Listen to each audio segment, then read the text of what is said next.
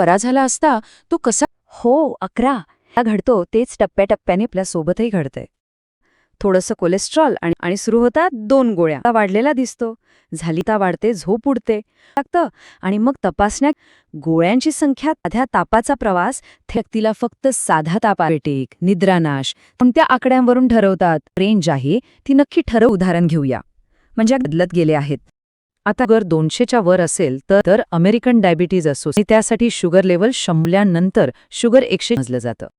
आणि बघा 1979 बिघडलं नाही, फक्त ठीक आहे.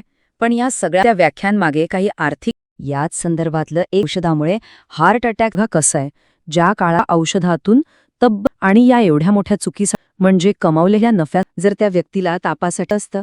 समजा डॉक्टरांना ताप आहे, औषध कंपन्यांचा जो मेडिकल सायन्सवर अविश्वास, त्यावेळी जेव्हा डॉक्टरांकडे जाल, विचार करा